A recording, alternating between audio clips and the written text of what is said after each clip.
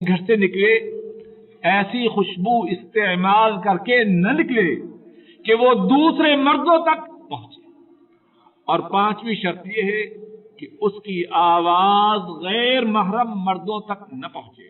شاید یہاں سوال پیدا ہو کہ کیا ضرورت کے وقت عورت اپنی آواز کسی کو سنا سکتی ہے کہ نہیں؟ جواب یہ ہے اگر ضرورت ہو اس وقت عورت کا اپنی آواز غیر محرم کو سنانا اجازت ہے۔ چھٹی بات یہ ہے کہ جب اپنے گھر سے نکلے تو ایسی صورت اختیار نہ کرے کہ اس کا تیسری شرط یہ ہے کہ عورت جب اپنے گھر سے نکلے ایسی خوشبو استعمال کر کے نہ نکلے کہ وہ دوسرے مردوں تک پہنچے، اور پانچویں شرط یہ ہے کہ اس کی آواز غیر محرم مردوں تک نہ پہنچے۔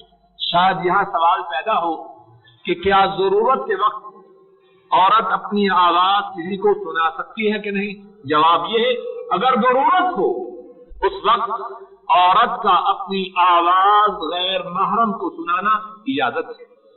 چھٹی بات یہ ہے کہ جب اپنے گھر سے نکلے تو ایسی صورت اختیار نہ کرے کہ اس کا مردوں سے اختلاف ہو، اور آخری شرط یہ ہے کہ اگر سفر ہو تو محرم کے بغیر سفر نہ کرے۔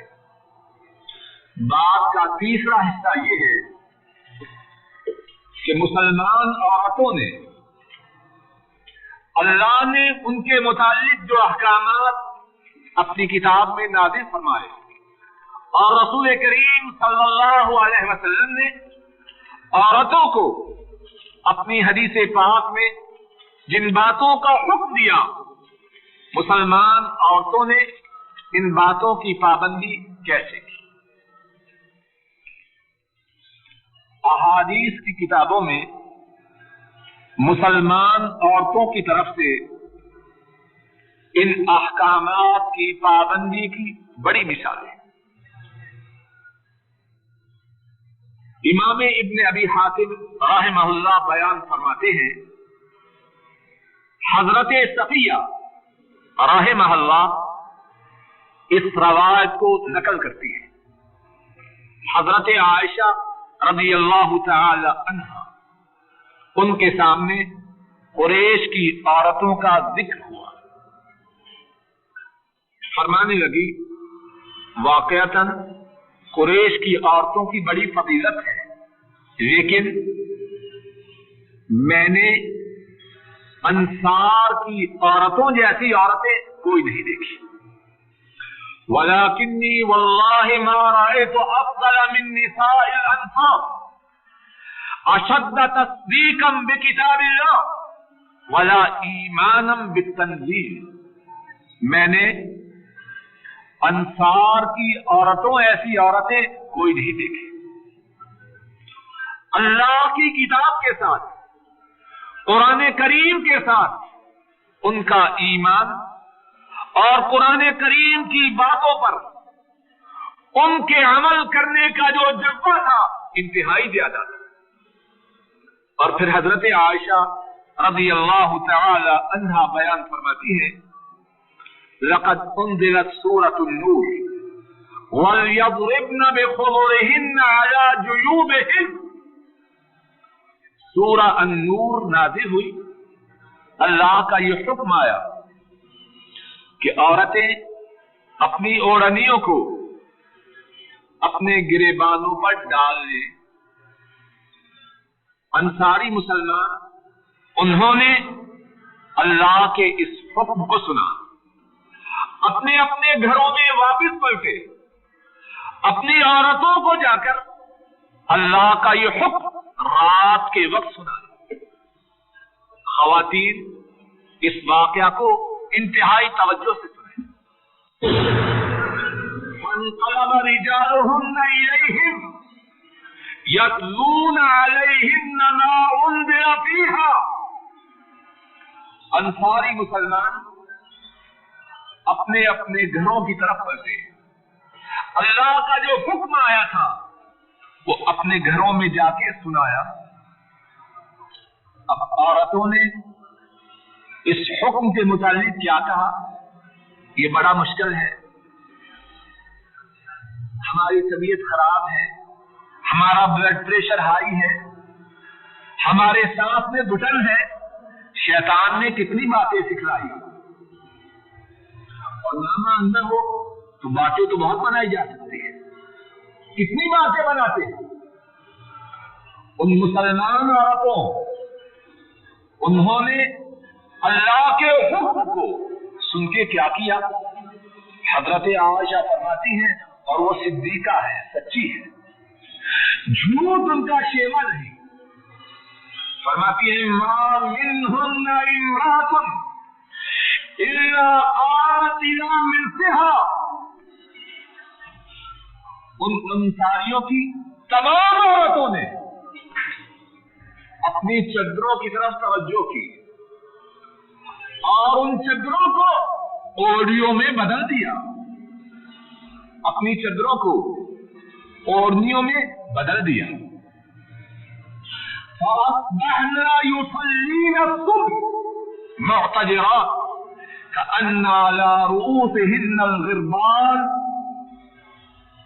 वो मुसलमान औरतें जब फजर की नमाज में आई, ओढ़नियों से अपने सारे जिस्म को, ओढ़नियों से अपने सारे जिस्मों को ढांक चुकी। जरा गौर कीजिए, रात को हुक्म सुना, मर्दों ने घरों में जाके सुनाया, तरद्दुद नहीं किया, बातें नहीं बनाई, उसी वक्त ओढ़नियां बनाई, घरों में जो चदरें थी उनको चीरा, ऐसी सूरत उनको दी कि अल्लाह का जो हुक्म था उसकी तामीर हो जाए। सुबह के वक्त मस्जिद में आई, सारा जिस्म सर की चोटी से लेकर कदमों तक एकदम जिल्बाब में डपा।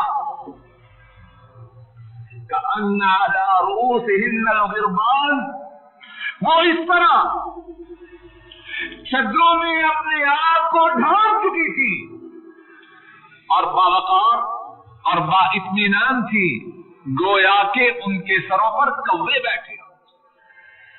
एकदम रात को हुक्म सुना, फजर की नमाज में उस हुक्म की अमली सूरत पेश कर दी।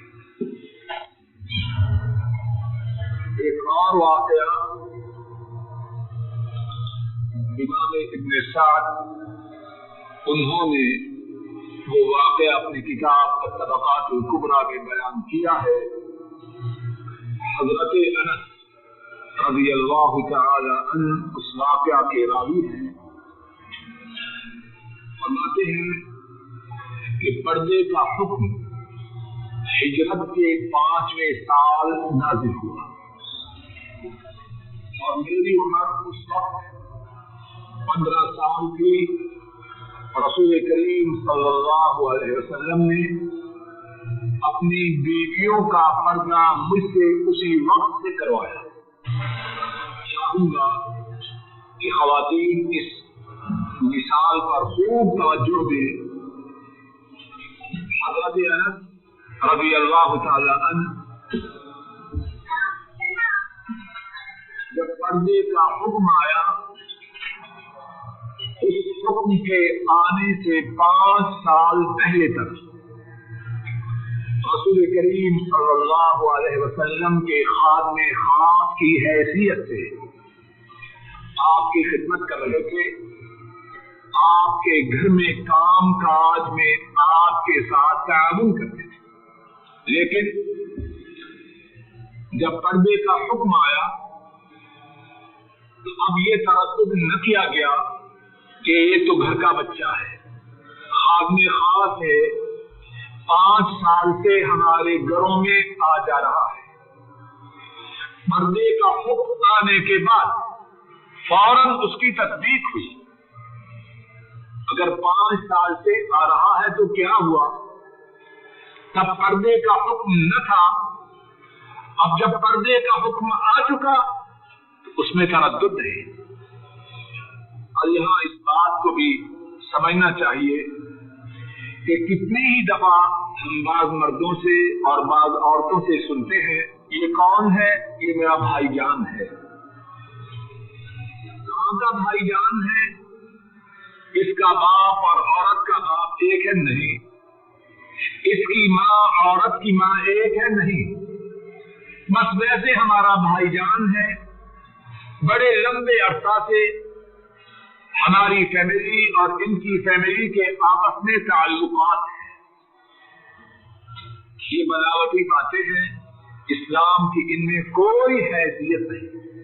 حضرت انس رضی اللہ تعالی عنہ 5 سال سے رسول کریم صلی اللہ علیہ وسلم کے گھر میں آپ کی اور آپ کے گھر والوں کی خدمت کر رہے ہیں. ہجرت کے 5ویں سال حکم نازل ہوتا ہے، اسی وقت قرضہ کے احکامات پر عمل ہوتا ہے. ایک اور مثال سنیے. امام ابن ابی شیبہ، امام احمد اور امام ابو داؤد رحمہم اللہ بیان فرماتے ہیں، حضرت عائشہ صدیقہ رضی اللہ تعالی عنہا اس حدیث کو بیان کرتی ہے. فرماتی ہیں كنا مع النبي صلى الله عليه وسلم محرمون فإذا لقينا الركب نشد ثيابنا من فوق رؤوسنا على وجوهنا. حضرت عائشہ فرماتی ہیں ہم رسول کریم صلی اللہ علیہ وسلم کے ساتھ احرام کی حالت میں سفر کر رہی تھی.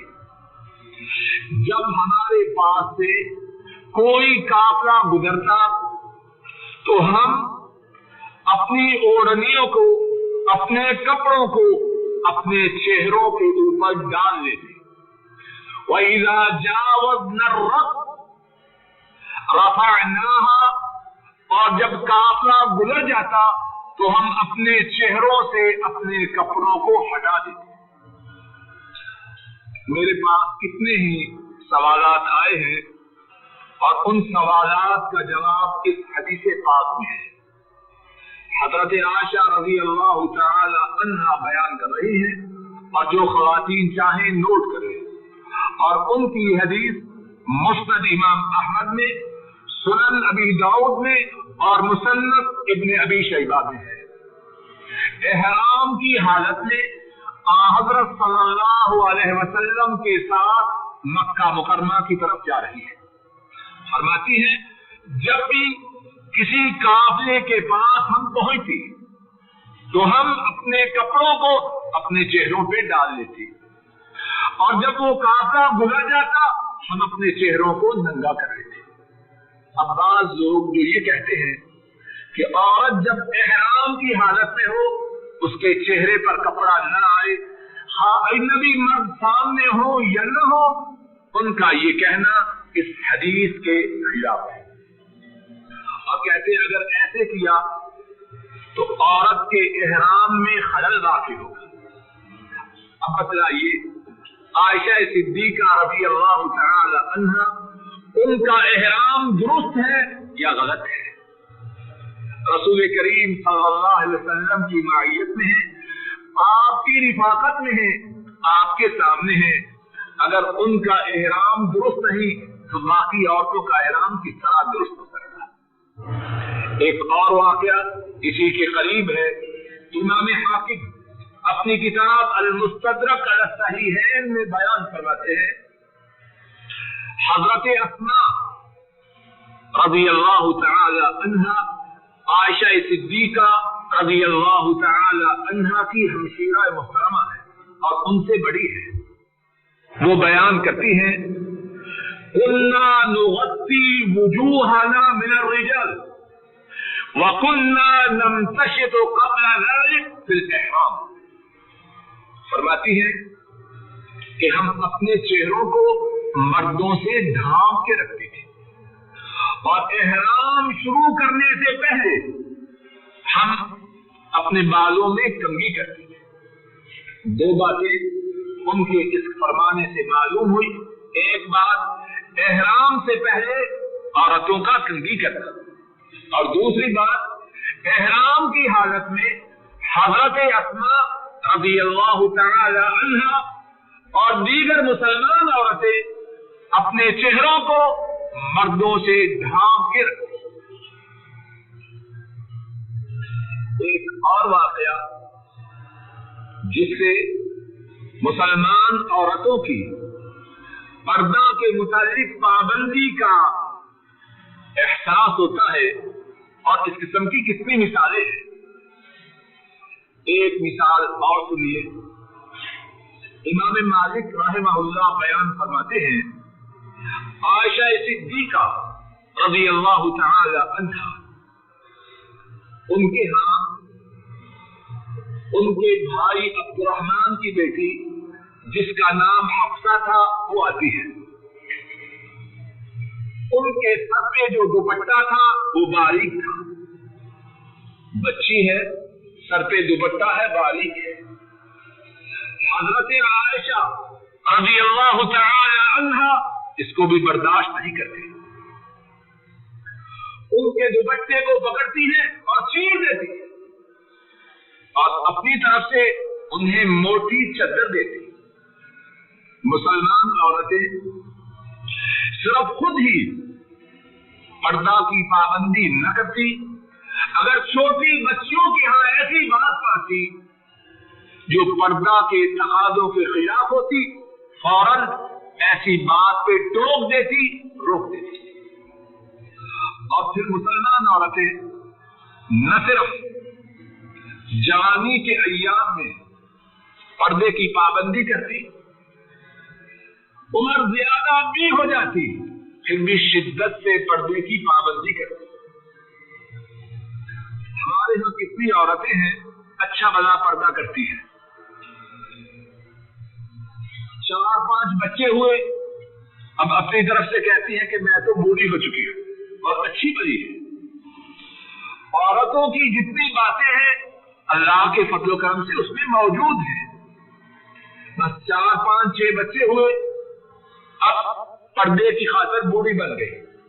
میں تو بوڑھی ہو چکی ہوں، اب پردے کی کیا ضرورت ہے؟ اللہ کو دھوکہ دینے کی کوئی ضرورت نہیں. معاملہ کس سے ہے؟ لوگوں سے تو نہیں، معاملہ اللہ سے ہے، اور وہ خوب جانتے ہیں کون عورت بوڑھی ہے اور کون عورت فراڈ کر رہی ہے. مسلمان عورتیں بوڑھے ہونے کے باوجود بھی پردے کا شدت سے اہتمام کرتے. امام ابن سعد اپنی کتاب الطبقات الکبریٰ میں بیان کرتے ہیں، حضرت اسماء بنت ابی بکر رضی اللہ تعالی عنہما بوڑھی ہو چکی ہے، اور ان کی آنکھوں کا نور وہ بھی ختم ہو چکا ہے، بینائی سے محروم ہو چکی ہے. ان کا بیٹا عروہ عراق سے آتا ہے اور اپنی اماں محترمہ کے لیے وہاں سے شاندار کپڑا لاتا. اپنی والدہ محترمہ ان کی خدمت میں بڑے شوق سے عراق سے لایا ہوا کپڑا پیش کرتا ہے کہ میری اماں اس کپڑے کو اپنے استعمال میں لائے گی، اس کا فستان تیار کروائے گی، اور کپڑا بڑا عمدہ ہے اور بڑا پیارا ہے. حضرت اسماء رضی اللہ تعالی عنہا اگرچہ بوڑھی ہو چکی ہے، آنکھوں میں بینائی نہیں، اس کپڑے کو اپنے ہاتھ سے چھو رہی ہے، کپڑے کو ہاتھ سے چھو رہی ہے، چھان پھٹک کر رہی ہے. اور جب دیکھتی ہے کہ کپڑا بڑا باریک اور عمدہ ہے، فرماتی ہے ردو آئے ہیں قسمت ہوں، عروہ کو اس کا کپڑا واپس کرو، میں یہ کپڑا نہیں پہن سکتی، یہ باریک ہے.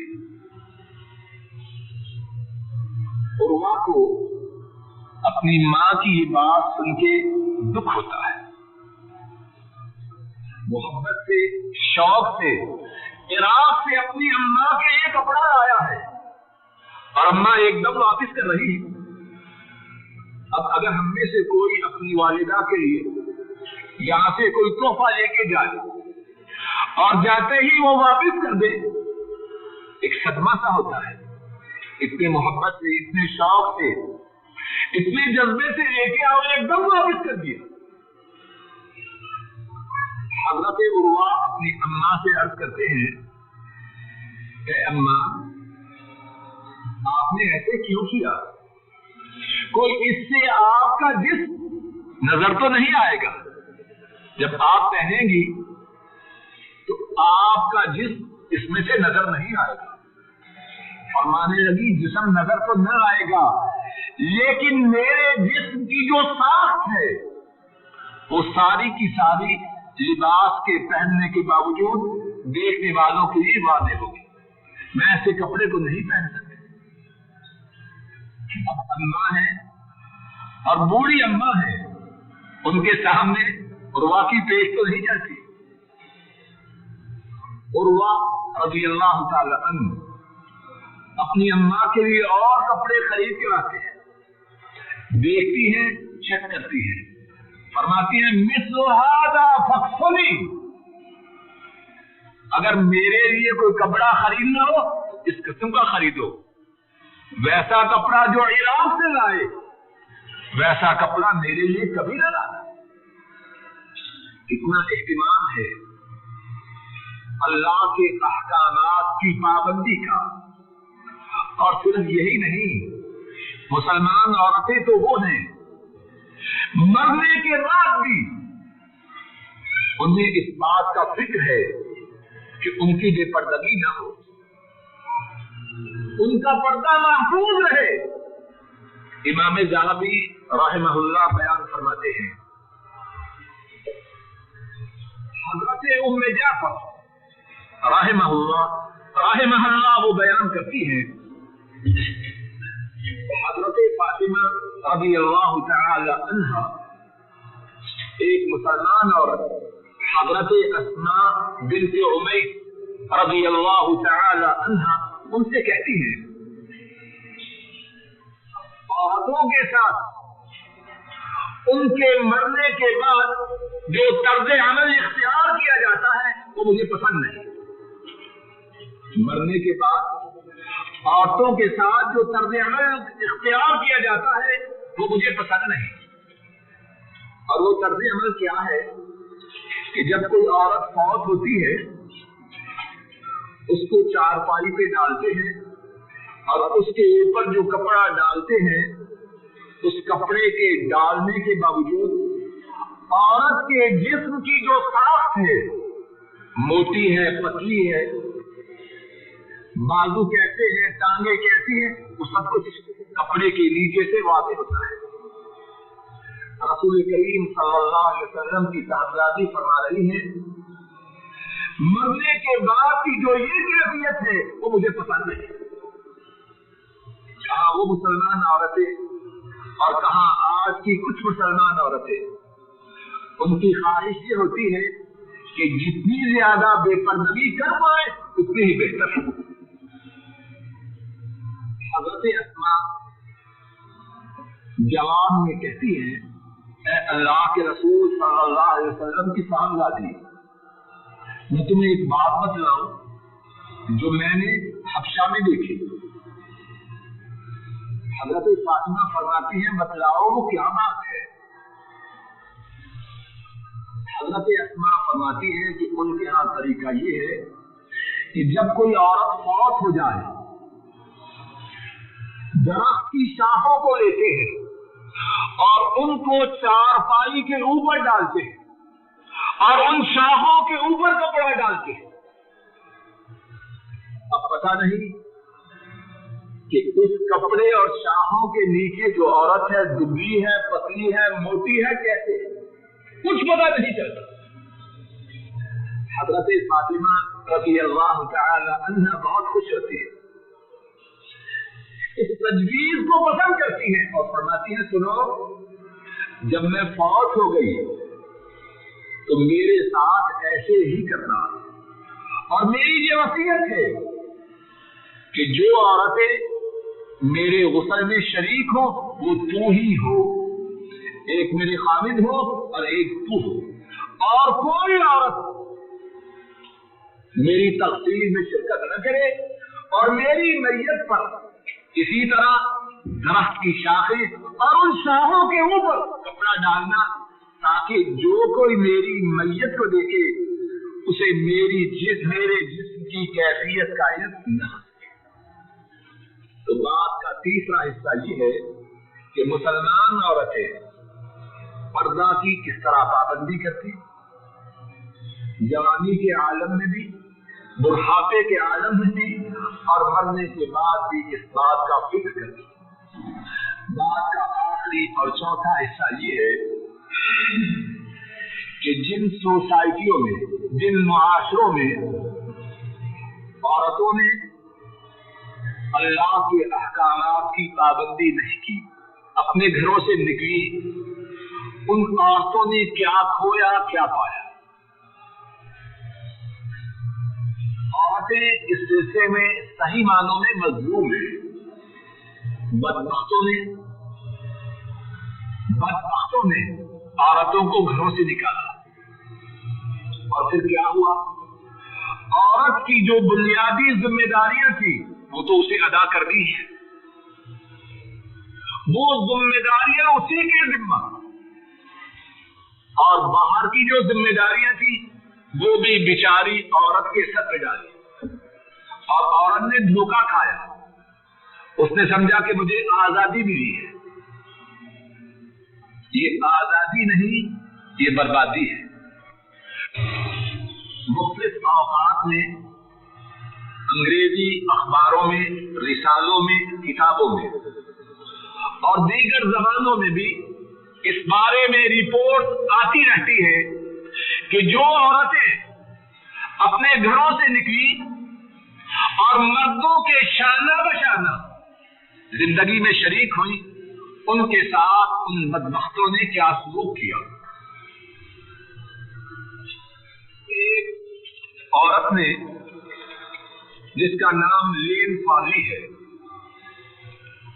اس نے اس بارے میں رپورٹ تیار کی کہ وہ عورتیں جو اپنے گھروں سے نکل کر مردوں کے ساتھ دفتروں میں، وزارتوں میں، بازاروں میں، کمپنیوں میں کام کر رہی ہیں، ان کے ساتھ کیا سلوک ہوتا ہے۔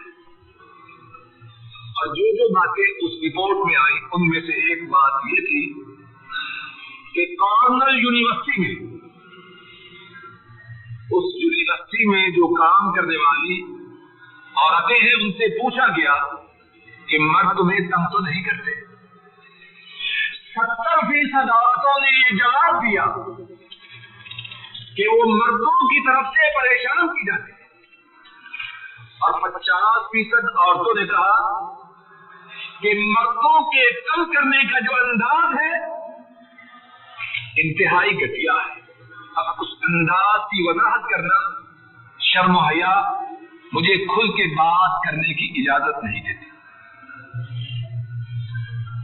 اسی طرح 9000 کام کرنے والی عورتوں سے اس بارے میں ایک اور جگہ سوال کیا گیا، ان میں سے 90% عورتوں نے یہ کہا کہ مرد انہیں تنگ کرتے ہیں۔ اور اس کے علاوہ امریکہ جو اس دنیا کا سب سے زیادہ مہذب ملک سمجھا اور شمار کیا جاتا ہے، اور 1982 میں 1982 میں امریکہ میں جو اغوا کے کیس رجسٹر ہوئے ان کی تعداد 77,763، 77 میں 63,000 اور 82 میں 77,000 اور کچھ سو، اور اب 10 سال اور ہو چکے ہیں، اب یہ تعداد کتنی زیادہ ہوگی۔ اور پھر غور کرنے کی بات یہ ہے، یہ کیسز وہ ہیں جو رجسٹرڈ ہوئے، اور یہ بھی رپورٹس میں آیا ہے کہ جو نان رجسٹرڈ کیسز ہیں، جن کیسز کا اندراج نہیں ہوتا، ان کی تعداد ان کیسز سے زیادہ ہے جن کا اندراج ہوتا ہے. اور ایسا کیوں نہ ہو، ہم نے بات کے ابتدا میں کہا کہ عورت کو گھر میں رہنے کا حکم کس نے دیا ہے؟ اللہ نے دیا ہے. خواتین اس بات پر خوب توجہ کریں.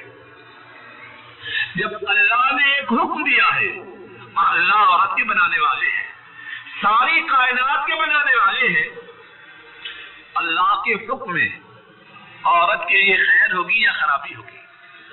ٹیپ ریکارڈر اس کے بنانے والا جب یہ کہے کہ 110 پہ استعمال کرنا، 110 پہ اس ٹیپ ریکارڈر کو استعمال کرنے میں اس ٹیپ ریکارڈر کی سلامتی ہے یا بربادی؟ سیدھی بات. اللہ جو بات عورت کے لیے بتلائے، جو بات مرد کے لیے بتلائے، اسی میں عورت کی خیر ہے، اسی میں مرد کی خیر ہے.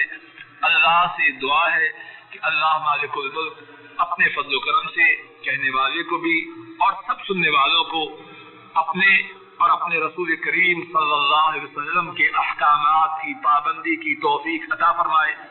ہم سب کے تمام گناہوں کو معاف فرمائے. اور ہم نے آج سے پہلے جتنی زندگی اللہ کی نافرمانی میں بسر کی ہے، اللہ مالک الملک اپنے فضل و کرم سے ہمارے سابقہ گناہوں کو معاف فرمائے اور آئندہ ہم کو اس بات کی توفیق عطا فرمائے کہ آئندہ ہم اپنی زندگی کتاب و سنت کے مطابق بسر کر سکیں.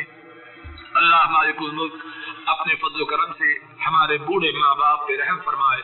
اے اللہ ہمارے گھروں میں دین کو جاری و ساری فرما. اے اللہ ہمارے گھروں میں دین کو جاری و ساری فرما. اے اللہ ہماری جو عورتیں، ہماری جو بیٹیاں، ہماری جو بہنیں سابقہ زندگی میں پردے کے متعلق سستی کا شکار رہی، اے اللہ ان کی سابقہ سستی کو، ان کی سابقہ کوتاہی کو، ان کے سابقہ گناہوں کو معاف فرما اور آئندہ انہیں اس بات کی توفیق عطا فرما کہ وہ اس طرح پردہ کرے جس طرح پردے کا حکم آپ نے اور آپ کے رسول کریم صلی اللہ علیہ وسلم نے دیا، اور پھر ان کو اس پر ثابت قدم رہنے کی توفیق عطا فرما. اے اللہ تمام کائنات کے مسلمانوں کی مدد فرما. اے اللہ جو مسلمانوں پہ ظلم و ستم کر رہے ہیں ان کو تباہ و برباد کر. اے اللہ جب تک زندہ رہے اسلام پہ زندہ رہے اور جب خاتمہ ہو تو ایمان پر ہو، اور اپنے فضل و کرم سے قبر کے عذاب سے، جہنم کے عذاب سے محفوظ فرمانا اور جنت الفردوس میں داخل فرمانا. وصلی اللہ تعالی علی خیر خلقہ وعلی آلہ واصحابہ واہل بیتہ واتباعہ الی یوم الدین. آمین یا رب العالمین.